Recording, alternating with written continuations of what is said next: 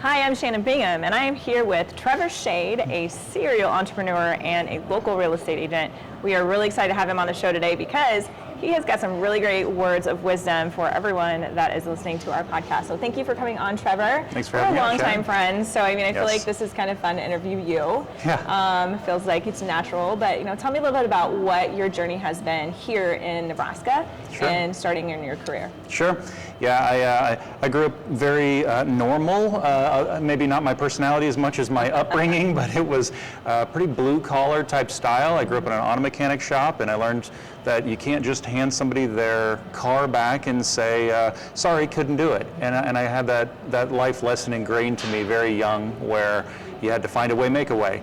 And that, of course, translated into an entrepreneurial lifestyle and trying to start up all kinds of various things, from even buying a car and fixing the transmission and selling it when I was 15, so I could buy my Jeep and anything I could scrap together. Even that there may or may not have allegedly been a time of buying and selling homework in a high school. I've heard at one time.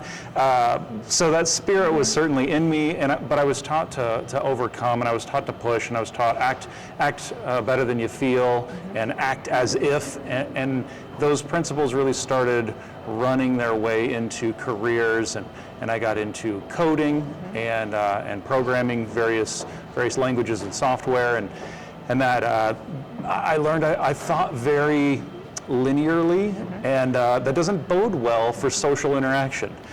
And so I had a lot of those stereotype programmer phrasings that I would say to people, and I started realizing that I really wanted to influence my own world and my own direction, that I wanted to understand and empathize with other people so I could create products or businesses that they actually wanted. And the only way that I could see getting myself over that hump was to go into some psychology and psychoanalytical studies so I could understand the very analytical way that us social and emotional creatures made decisions. And I could start learning things like Gallup strengths and Myers-Briggs, and going down this road into all those directions that allowed me to marry the two worlds a bit and cross over into process improvement, process design, and Lean and Six Sigma. And then I eventually got into some of those sales roles and influence and helping other people start playing out their own visions in their own businesses and lives. That's so cool. So you and I have that in common whenever it comes to the Gallup strengths, because we personally coach teams on it, and your sister as well. Yeah. Shout out, Brandy. But I really do think that that's something that's really strong. And some of your strengths are very, very unique. So you want to talk about what you do with your strengths, what they are, and like what you use with those in different companies? Sure.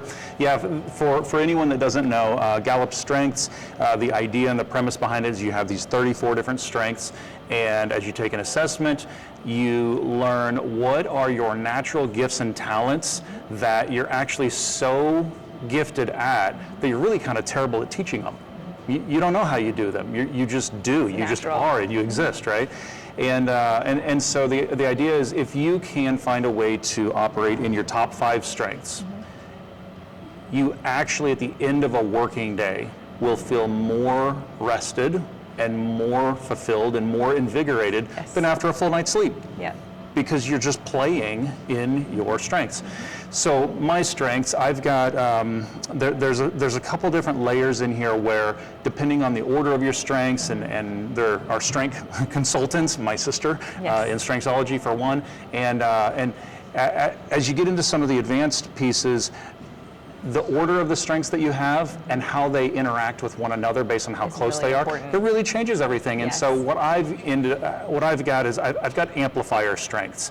So they end up amplifying the strengths above them. So strategic number 1 is amplified to the 5th. So I'm a crazy strategic. I look like a Google map in my head with all of the different pathways as somebody's talking to me.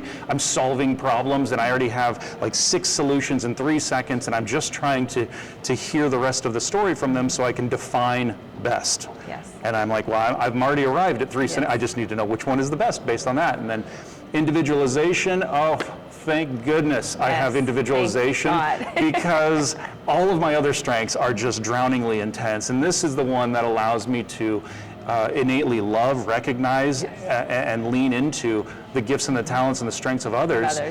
And in organizations, this has helped me put right people in right lanes. And everybody can work on this machine together, and they can actually love what they do. And this was crazy to me to start learning how much certain people, they love the stability, the consistency, and the safety of administrative tasks. Because I am a train wreck when it comes to those.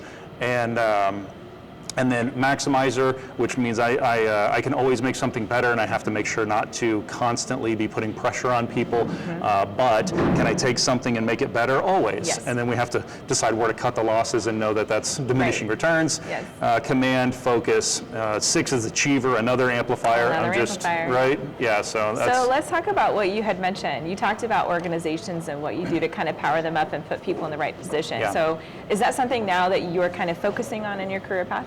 Yeah, and I really enjoy it. I've learned the main crux and gift that I was born with and then honed was the ability to solve problems that other people don't necessarily attach as associated. I can look at someone's pain points and understand what's the root core reason, not the 6 reasons in front of it that we think we need to mess with.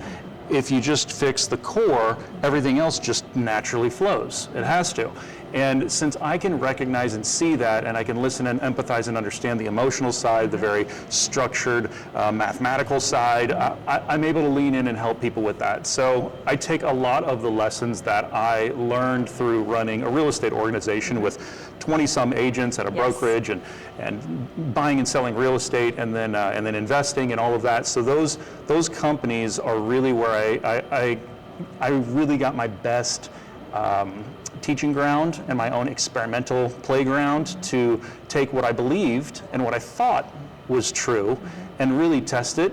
And over the years, I was able to hone that and really prove it to myself and prove it to everyone else that this can run amazingly. And I mean, in a real estate organization with sales folks, there's usually a lot of turnover. There's a lot of changing of brokerages, a lot of not renewing of licenses. I mean, that's the normal like residential real estate agent world.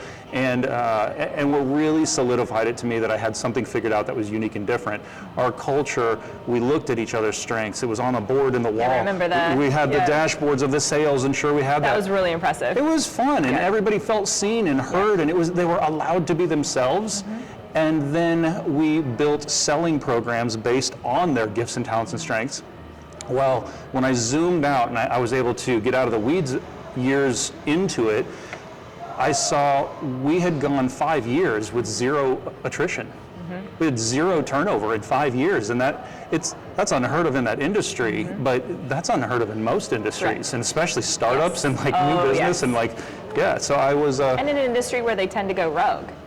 And not be a part of a team at some point. So that was pretty impressive, Which after 5 years, we did have a group that went rogue. Of course. And that was great. Like I also had it designed on purpose for that. So if there was ever somebody that wanted to step out and test their merit, I'll welcome a peer all day long, because it's hard to run a business. And anyone that will just play at that level, I love running side by side.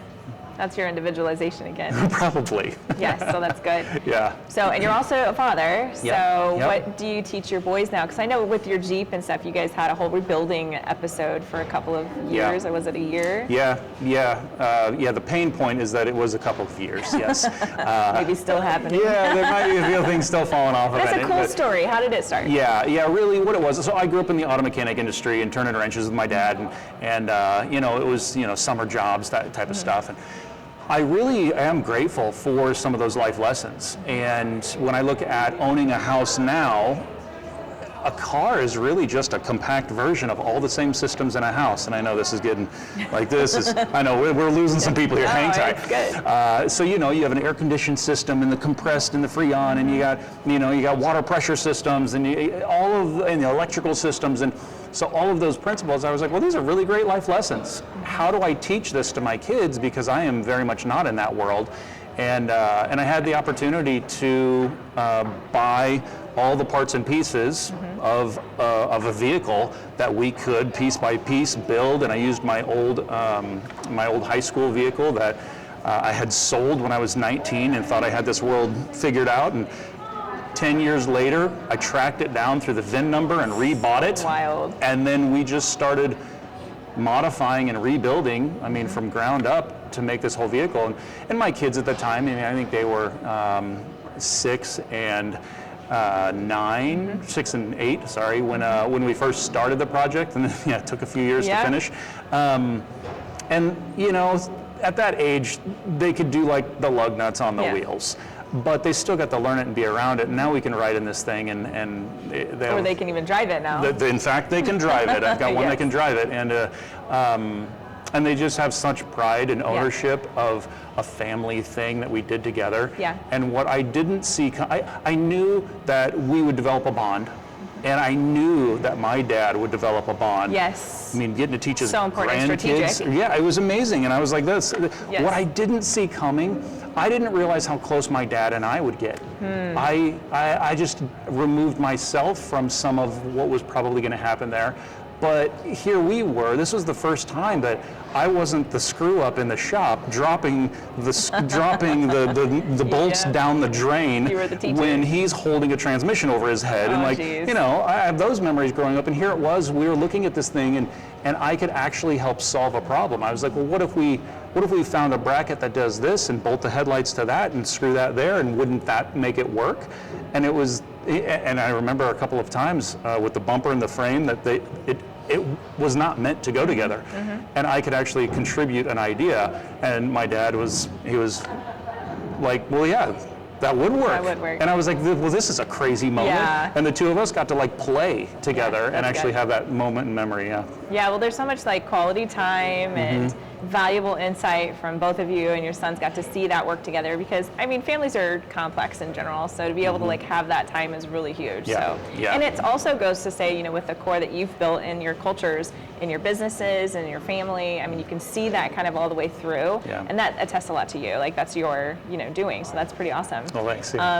So what's next? Like, you want to work with organizations, you want to kind of help them build their teams and their core teams and get their culture set and put people in the right positions, but what's your ideal next couple of years? For the next couple of years, I think the raising of the kids, I think that's, you know, you're close. That's I'm like, yep, that's what we got going on, so that's it. And then to lean into companies and help them with those solutions. So if there's anyone listening that they're just tired of being the everything, or they're tired of herding all the cats, or they're tired of their organization and their people not being on the same page, and they don't have clarity, or they don't believe that they can let others run, and instead they have to keep a grip on the reins.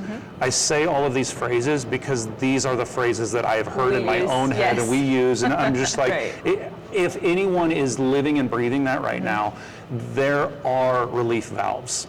And there are ways to change and structure and add in common language and some very small, simple things that now with my sister and I and another business partner, we even help with formal programs to do this, and we actually with pretty large organizations too. Very large. I mean, we're talking C-level-ish. C-level-ish, large corporations. I mean, international corporations that will go in and help departments or as a whole and guide their success by their definition.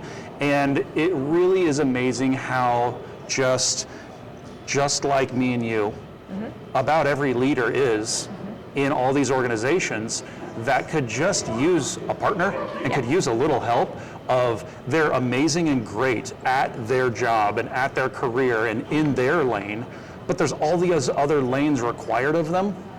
And for us to come in and help with those pieces, I think that's what seems to be the most benefit, be the most relief.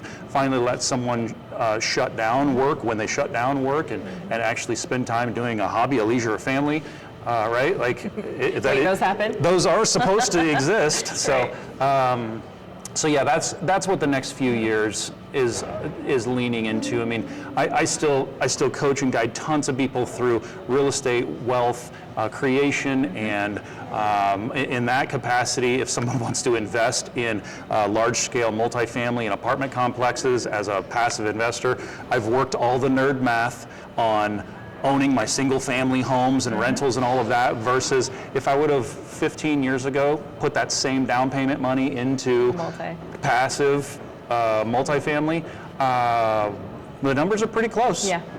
But the stress is not. Yeah. Stress is way different. So I still will guide people through the wealth creation and the retirements and the tax advantages of that side, especially if they own and run an operations business, and now to pair the two. So. Well, and as a serial entrepreneur, you're going to back off the risk taking as you age older. You're not old, Fair but enough. you go to that. Hey, what can I do? Definitely. The max impact that doesn't have so Right. much of your time. Right. So much of your money. Right. So. And sometimes that last 2 or 3% better isn't worth No. the triple of the hours and the stress. The stuff that you have to deal with in the back end. Right. Right. Yep, for sure. So thank you. I appreciate you coming on the show. Do you have anything else? Like, what do you want to say? How do you find Trevor Schade on your socials? Yeah. I would say anybody that wants to connect on any of those capacities, you can go to trevorschade.com. Perfect. And all of my socials are on there. There's all kinds of start up a conversation links and platforms, but I've got emails and phone numbers. So yeah, any way someone wants to engage or interact, dealer's choice. Yes. But trevorschade.com, Perfect. whether they spell it right or wrong, I have both domains forwarding, so we're good to go. Awesome. That's great. Well, you're a wealth of information, and I value your information that you have for us. And I'm thankful that you came on the show today. So trevorschade.com is SCHADE, or if you mess it up and say SHADE. That's right, both will get you there. Anyway, thank you again for coming on the show. We will see you guys next time. Thanks for having me, Shannon.